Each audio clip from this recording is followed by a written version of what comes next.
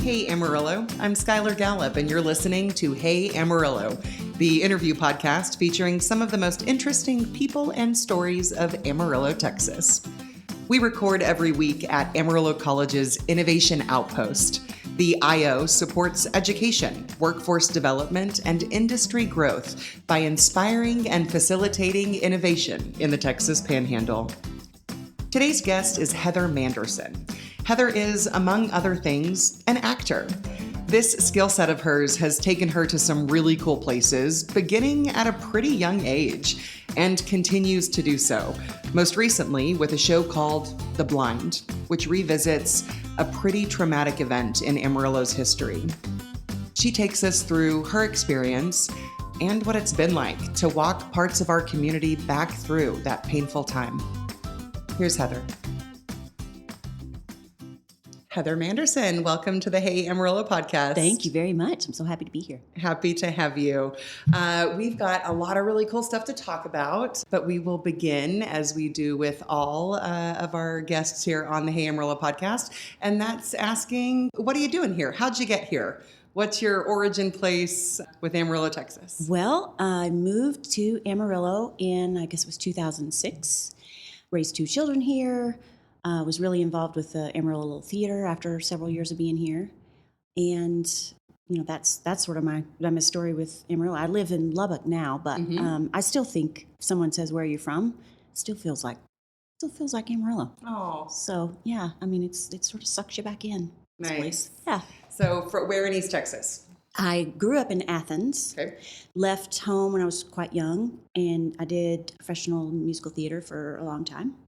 Then I got a phone call from my mother, who was in medical school someplace called Lubbock, and she needed help. So she didn't do that till she was about 40, and I moved to someplace called Lubbock and went to work and helped her and my sister. I ended up graduating from Texas Tech and getting a real job, and got married, and I have 2 boys. So, yeah, we moved around a little after that and then ended up in Amarillo, and that's how I got here. Nice. Okay, so let's go back. I'm a theater nerd, so Okay, bring it. Yep, I love this part of your story. How did you get into it? Did you stumble into a one-act play in high school? Was it in your blood? How'd you start? It's crazy. This little tiny town, which is not so little tiny anymore, that I grew up in, Athens, it's actually one of the older community theaters in the country, not just in Texas. Cool. And like my great-grandfather built the stage and all that sort of cool stuff. Nice. Yeah. So I think the first thing, and we did it as a family, which was really cool. And again, it's a very small, back then I think it was like 11,000 people or something. And I think the first one I was like 6 or 7 or something. And I, played a damsel in distress and, yes, whatever. I sort of grew up doing that. And then the county had an arts grant that came in, and they were doing a promotion for female playwrights, which for, small town East Texas in the early 70s was pretty progressive. Very actually, cool. Right? Yes. So this big city director guy came down and did full-on auditions for a Beth Henley play. And, I got encouraged to go audition. I did. How old were you? I was 13, oh 12 my gosh, or 13. So exciting. So exciting. Oh, yeah. So exciting. Absolutely. So fun. You're hitting the big show. 100%. And so I got cast and with 2 other women, and it was a remarkable experience. And because of that show, the following summer, I got a phone call from that director guy, saying, would you want to come audition for my traveling company? And I mean, I think I was packing my suitcase before he even finished the sentence. So I did and was hired, and that's how I started doing the professional stuff. But I was very young. What was that like?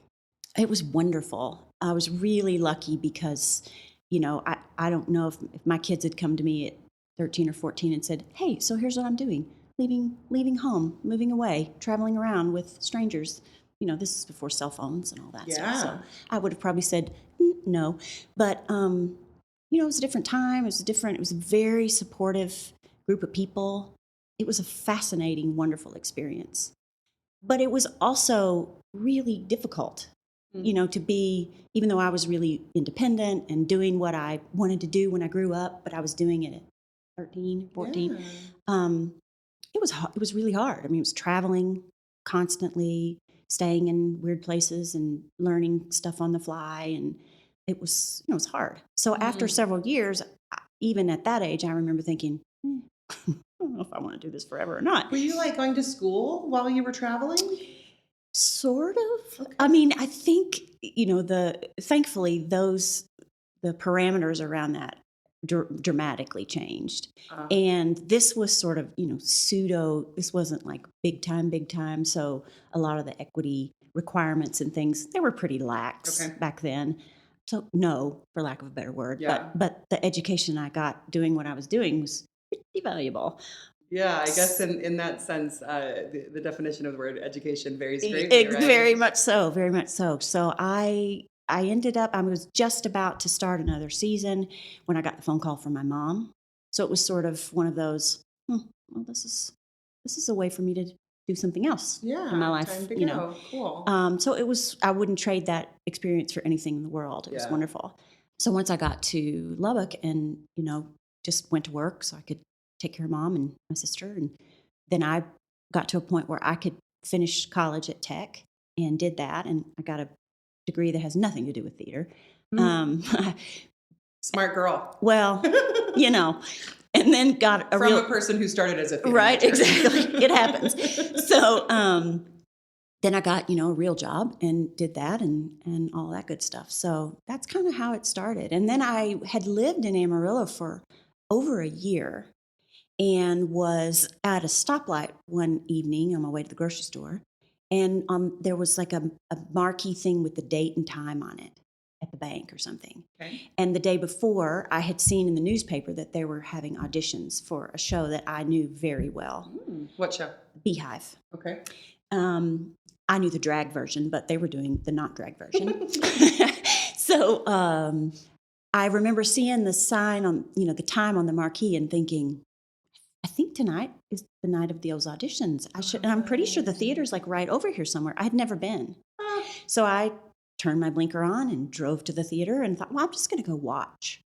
And I walked in the door and they hand you a card and it's unbelievably professional. Mm-hmm. So I was like, oh, wait, I know what's happening here. And I did not go there to audition. I went to watch and I ended up auditioning kind of on the fly and was cast. And that was the first show I did at ALT. And what year was that? 08 maybe? I'd have to look it up, I think. Yeah, but it was just a couple of years, I think, after we moved here. But how fun. 7 or 8, I can't remember. But yeah, that's kind of when it started. And then it was, every season as much as I could do, as much as how many my life shows, would permit. If you, just off the cuff, how many shows have you done with ALT? Oh, I don't know, 10, 15 maybe, something like that. Lots over the course. I mean, I did several a season if I could. It wasn't always conducive with you've got being a grown-up and doing grown-up stuff. Yeah. Wah, wah. Yeah, but it was, it was really, it's just such an amazing place. And I was going to say, is for listeners amazing. that don't know, that we have, a community theater organization, but B, that it's like really remarkable. It is absolutely, and this is not an exaggeration.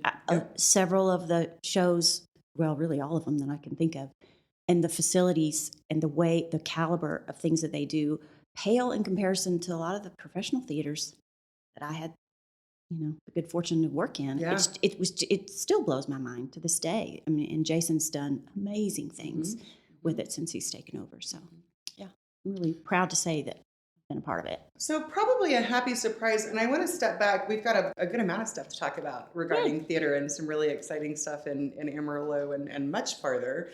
But I would imagine that stumbling into ALT was maybe an unexpected surprise in Amarillo. And for a girl from East Texas who kind of ran around and had this really cool experience in traveling theater, I've lived in both East Texas Lubbock area and up here. What did you find when you came to this area of this state? What did you like? What was surprising? What was kind of those first couple of surprises, misconceptions, letdowns, perhaps? Yeah. With Amarillo or with the area? I mean, from Lubbock, coming from East Texas, Right. And Lubbock and Amarillo certainly have their differences, but. Sure. Well, having gone to college in Lubbock, and my first son was born there, and all that, so I had my experience there.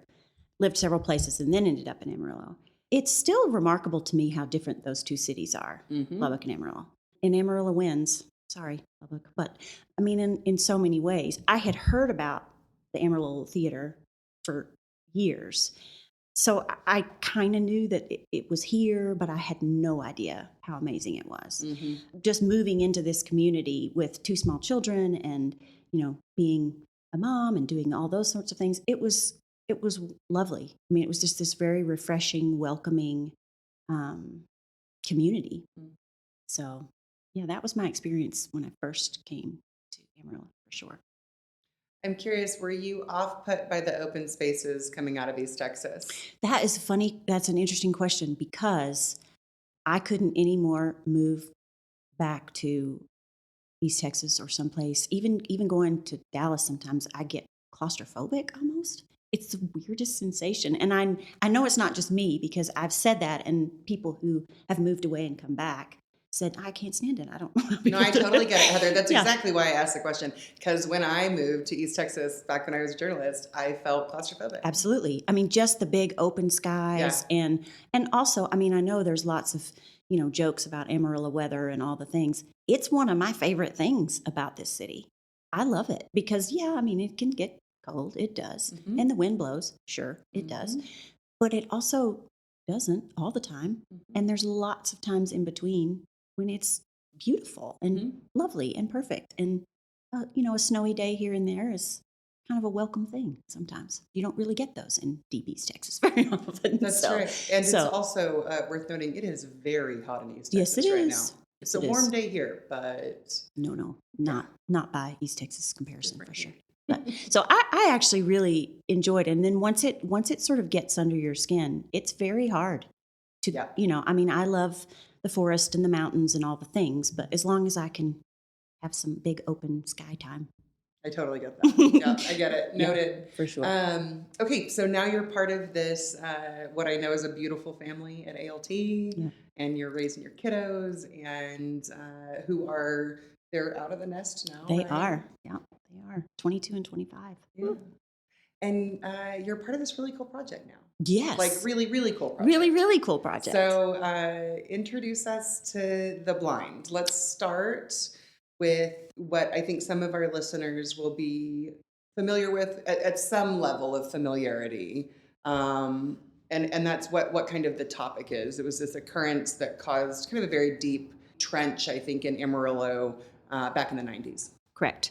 I have to say, I didn't know about this tragedy when I lived in Amarillo. It happened in 1997. There was a kid called Brian Deneke from Amarillo who was part of the punk music scene back in 97. He was very instrumental in doing lots of things at a very young age, getting bands through Amarillo and facilitating concerts and all sorts of really kind of wonderful things at a very young age. And punk was just coming. Punk was just coming. I mean, it was other places, but, as is normal for most smaller towns, it, takes a little longer. And I don't know that the perception of it, I don't know, I wasn't here, so I don't know. But clearly the perception was sort of more of a grungy outcast, not as welcome as it is in maybe other parts of the world, right? So Brian was killed by a high school Amarillo student in a parking lot. He was a Tascosa football player. That case ended up going to trial. He was given probation and a fine, but found not guilty. And it really did. I mean, the more I have learned about it since being a part of this project, I mean, it created a pretty significant rift in the Amarillo community, as well it should, honestly. And really probably should have been even more of a rift than it was, really. But people took sides, as people do, right? And it divided this community, I think, in lots of ways. Brian's family still lives in Amarillo. His parents are still here. They're lovely, lovely people, Mike and Betty Deneke. And his older brother, who I've also had the pleasure of meeting, and he's a remarkable human being. I mean, he has taken that sort of, from what I know now about the punk music scene and that sort of community, he has taken that sort of angst and turned all of that into this way that he just spills kindness out onto anyone who needs it, regardless of their anything. Yeah. And that is what I have come to sort of learn more about, that community and that music scene and humanity too. I mean, outside of this story and it's being told. So the project is about that horrible thing that happened. Mm-hmm. A friend of mine, she's local, her name is Jenny Stennis. She's brilliant. She has written this piece. It's called The Blind. And the premise of the piece, right now it's in a shorter festival version, so it's about 45 minutes now. But like a stage performance. A stage performance. It's a play. Exactly. That's it's a two-person. There's only two people. You never leave the stage. It's more like just one solid scene. The story that she's written is, she is one of the characters, and I actually play her. And then the other character is Jason, the older brother of the kid that was killed. So the two characters are Jenny and Jason. Jenny wants to write a play about what happened and to try to show how something like this could have happened. How could we keep this from happening? Just to sort of start to have a dialogue about this, right? Yeah. So she's going to Jason to ask basically permission to do so. And they are coming at this from very opposite sides. They also grew up together. They went to elementary. The real life Jenny. The real life Jenny and the real life Jason. School with the older brother. That's they right. went to Belmar and Crockett and Amarillo High. I mean, so they grew up together, but on, very different sides of fences, right? In Amarillo back in that time, for sure. So the play, it's not at all what you think. It wasn't when I read it. When Jenny was describing it to me and asking me if I'd be interested, and I sort of had a preconceived notion of what I thought it would be, which was still intriguing to me. Sure. But then when I got to actually read the script, I was floored and shaking, and read it like 3 times in a row because it was just so good and it was so unexpected. And every time I read something in a different way and felt something in a different way, which is sort of the point of theater and art and anything that moves you to a different place, right? But this was that sort of personified in this, in these pages. And so I was thrilled and honored to be a part of it. Yeah, what's been really cool about The Blind, I think other than a little bit of a closed table read, it hasn't been on ALT's stage, but a lot of places very far from Amarillo have taken note. So talk to me about that and why this has captured the attention of a lot of different folks. Of course. We did 2 shows actually at Amarillo Theater. We did a private show and then we did a public show. Oh, okay. It was very early on. Okay, cool. We also took it to the Fort Worth Festival, a big festival in Fort Worth, and did several shows there. That was amazing. We got great feedback and it was an incredible experience. We also had a show in Lubbock, which was incredibly well attended, and we had a wonderful talk back after. And then in a few weeks, we're going to London to the Camden Fringe Festival, which is a big, wonderful honor to get to be a part of that. So we'll be performing it there. We have 6 performances currently. And it's very interesting because this story, if you tell this story to particularly a punk musician or anyone who knows anything about the punk music scene in London, they know this story. They know Brian's name. And it's he became sort of like a martyr for that cause. He's mentioned in several songs by various bands, and his, the art that he was instrumental in creating here in Amarillo, and then subsequent things that people have done after he passed away. And it's such an incredible honor to get to tell this story there. And one of the cool things that we have done every time we've done this is we do this 45-minute play, and then we have a Q&A talkback immediately following, and it's usually facilitated by a moderator or something. And it starts out, people will sometimes say things like, well, how does it feel to play someone who's, just normal, like questions, and then someone will have a comment about, well, I was there that night, or I was a member of the punk scene, or I went to Amarillo High when that happened, or I grew up here and my parents used to tell me about that. And that's fascinating, because you start to hear things that they heard watching the play that even as an actor, it just, leaves you speechless to hear other people's perceptions of what you just did and what you just presented. But then you also get, members of the religious community who have come to see the play, who have sometimes a very different take on things and how they heard some of the material. And so it becomes this dialogue. And the more diverse the audience, the more incredible the dialogue. Always. Right? And so that, I know that was Jenny's sort of premise from the beginning, was to start this dialogue and try to sort of glean out the pieces that are the humanity, right? And so it's been a really remarkable thing to be a part of, and I'm so looking forward to London and hoping that it will be perceived the way that we anticipate it will. Yeah, no pressure, right? None, no to zero. No, it's fine. It's totally fine. Carry the story it's absolutely fine. Of not only a young man and a tragic death, the story of a family in the aftermath, the story of a community kind of put against itself. Exactly. And then to hear, I had no idea that Brian, I was familiar, of course, with what happened, but I also didn't live here at the time. To hear that, he is like a martyr or a symbol, his story holds weight in a community. And the story of this thing that happened in Amarillo, 40 years ago, 30 years ago, resonates, as far as London and in pockets of societies that are so far from Amarillo is really incredible to think about. Right.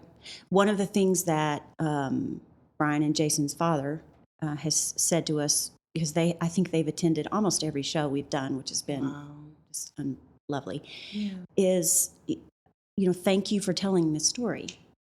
Unfortunately, this is a story that still needs to be told, because that sort of rift happens in many different ways for many different people in lots of different situations. And sadly, this is more of a timely story now than maybe ever, because everybody feels so divided, right?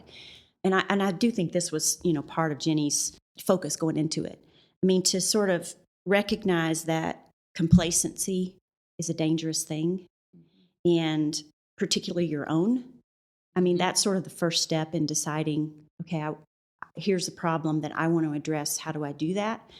First is recognizing the danger in feeling that sort of self-complacent. And then acknowledging that you are likely to have to value and listen to the voices of people whose opinions you may not share, because that's part of the process, right? And then finding a way to establish a dialogue and some open communications between groups of people that might not readily have that available to them. That's right. So I've never heard Jenny say it exactly that way, but that to me is where this play came from and what it's trying to do. And to hear people's responses. Last night we had a rehearsal, and we were lucky enough to have a member of the Amarillo Police Department and his wife come to the rehearsal. And he was actually on duty that night when it happened, which I didn't realize. Oh my gosh! Until after. And he said after he was a little anxious about coming and didn't know what to expect. And, Sure. Plays weren't really his thing. And he wasn't really sure because the perceptions, can be all over the place, Yeah, it got wilder particularly for a little from bit. Yeah. law enforcement, Yeah. all that stuff.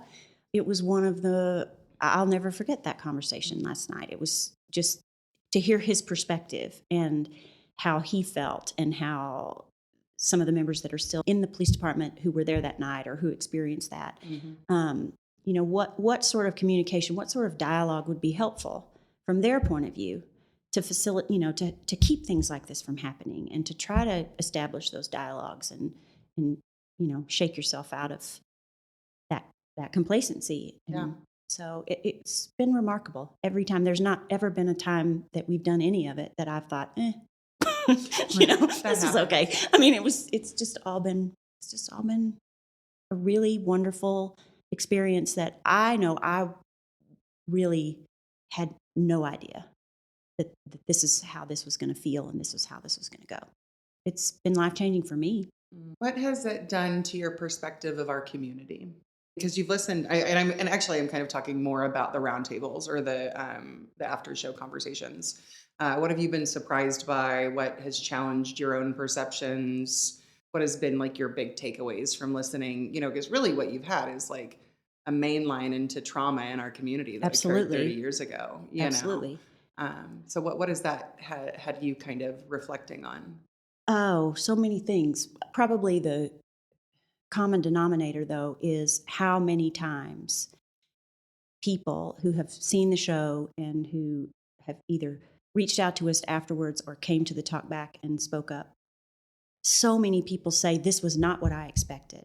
Mm-hmm. And I found myself identifying with one of you and thinking, okay, I believe that. Yes, that's how I feel. But by the end, I was questioning my own thoughts about that. Mm-hmm. And my dad has this saying, which is so much more meaningful to me now. He says, you don't always have to believe what you think. And I think that is the thing that I have come to see is we all have these sort of intrinsic paradigms, right, mm-hmm. that come from our worlds, right, and how we are and where we've been and all those things.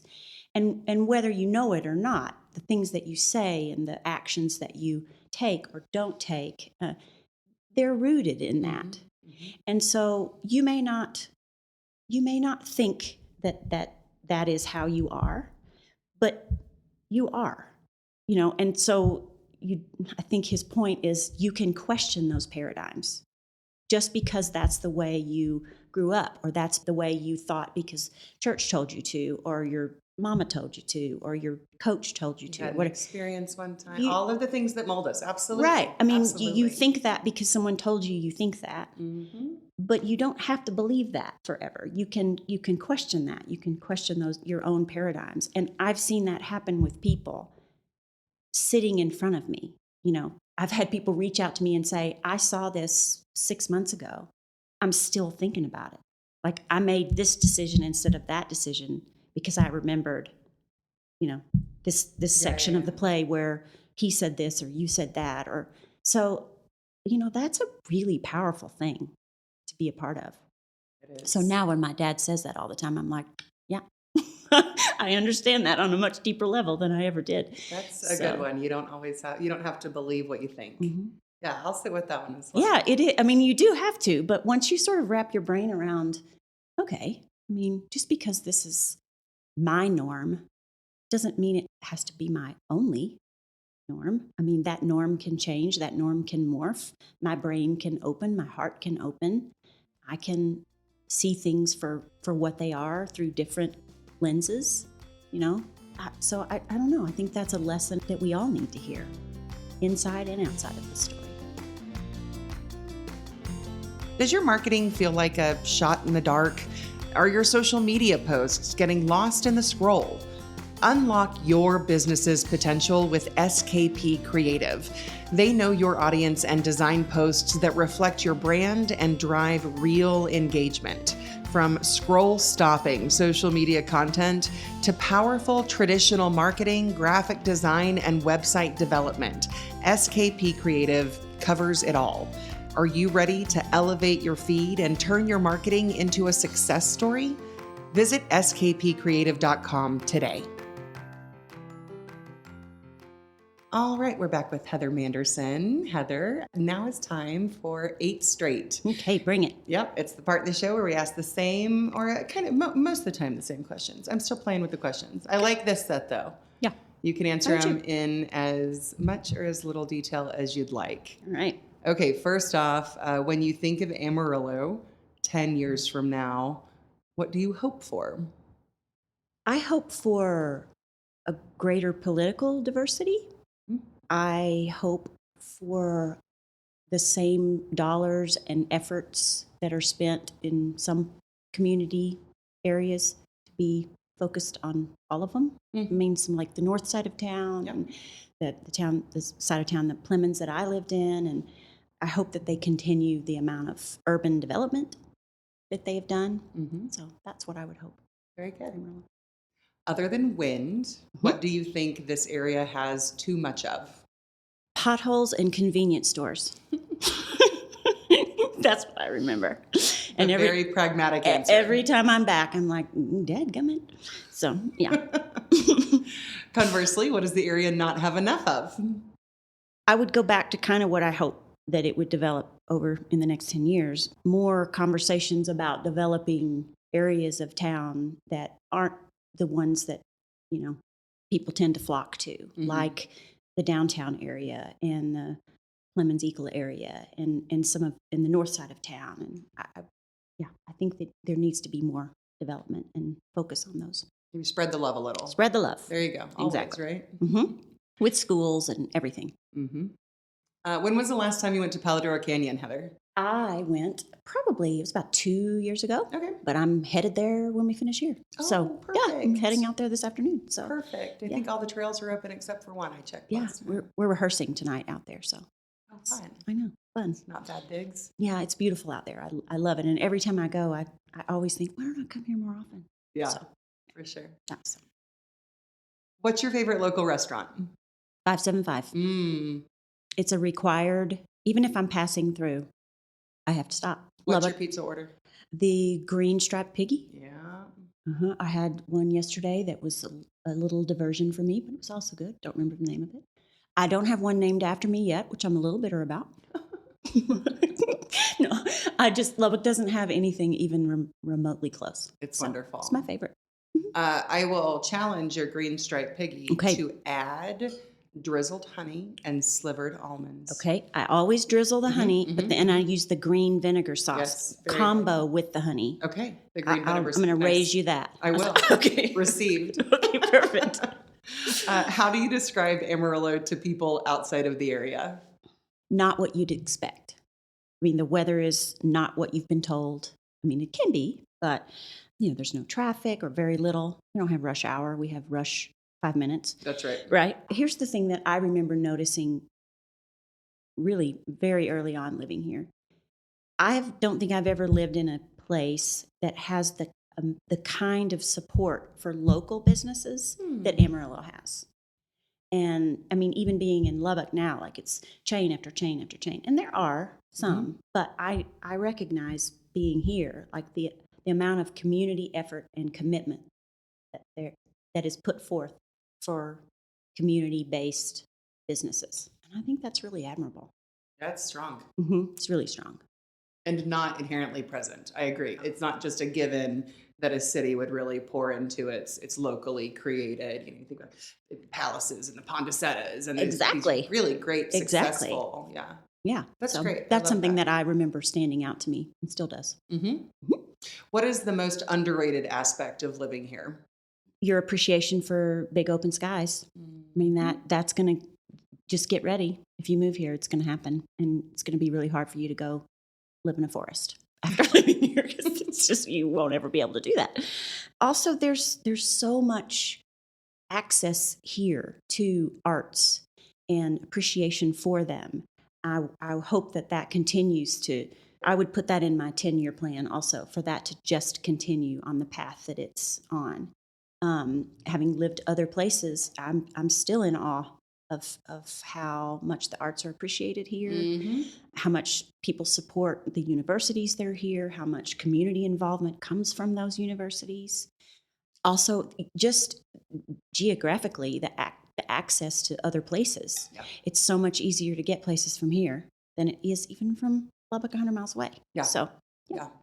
And I think it's really important to call out that you've said that there is continued support for the arts, because I do totally think there's like a really cool, very valuable momentum behind even, not creating new really cool art organizations or projects, but really like digging into supporting and loving on some long time, like very, very historical, the Little Theater, right, the opera, right. symphony, all of that. People are like, it feels like people are really wrapping their arms. And I don't mean like in this moment, I mean like for a while now. Right. And pouring into those institutions. 100%. And I would also argue that right now, I think people are looking for places to feel connected. Sadly, more so than ever before, I think, for me personally. But, places like Amarillo Little Theater and that community and how encompassing and welcoming it is, even if you're not a theater person. Yeah. I mean, if someone moved to Amarillo and needed a hobby, I mean, if you can pick up a paintbrush or, drive a screw in with a power drill, there's lots of stuff to do. And you will have this instant supportive community. And that's not that way everywhere. And I think that's true of a lot of things in Amarillo. I don't think it's just inclusive to the arts, but ALT is kind of the shining star for me for good that. job at it. 100%. Lovely. Finally, what is your favorite building in Amarillo? So I have a thing about favorites. Okay. For me, favorites, it kind of depends on what I'm getting out of that favorite. Okay. Like if I'm feeling like I just need green space, Pete's Greenhouse, that was one of my happy places. Yes. Love to go there. Any of the old downtown buildings, like this, all the old wonderful, the old Polk Library building and all just the wonderful old architecture. And it's just so regal and beautiful. I love every old building in Amarillo. Yeah, they are lovely. Those are my favorites. But just any place that brings you joy, I think, goes in the favorite column for me. And so it depends on, there's certain people's houses that are my favorite buildings. And, that just, I can go there and I just feel like, it's just like a warm hug from a building, from a house. So very nice. Yeah. Okay, Heather, finally, I like to ask my guests to endorse something. So this can be an organization, a thing to do, a piece of information to learn more about our community. But if there's a listener out there that doesn't know about blank, they should check it out. So for me, that would be two-pronged. I would say Amarillo Theater. I can't deviate from that platform because I'm standing on it pretty solidly. Check that out if you haven't. Even people who don't think they like theater, there's so much going on, and you'll surprise yourself if you just let yourself go. Places like Wildcat Bluff, there are so many cool, just outside of Amarillo, places where you can go put your hands in the dirt and get some sun on your shoulders and see the big skies. And so those would be probably my top two. Heather, thank you so much for joining us. Thank you, Skylar. Enjoyed every minute. It's been lovely. This episode is sponsored by the Amarillo Art Institute at Arts in the Sunset. If you haven't been, this place is an amazing center for Amarillo's vibrant art scene. They have monthly events, including their First Friday Art Walk, which showcases the artists they have in residence, and they are some incredibly talented people with all sorts of wares and mediums. They also offer classes for children and adults in things like glass blowing, weaving, and pottery. It's all super cool. Check them out on Facebook. That's Arts in the Sunset. That concludes this episode. Thanks to Heather for the interview. For more information about Amarillo Little Theater, visit amarillolittletheater.org. Thanks to SKP Creative and the Amarillo Art Institute for supporting this episode, and to Angelina Marie for editing every week. Executive producers on this episode are Jim and Barbara Witten. If you're interested in supporting the podcast, visit heyamarillo.com. Thanks for listening. This has been episode 408 of Hey Amarillo. My name's Skylar Gallup, and we hope you come back next week.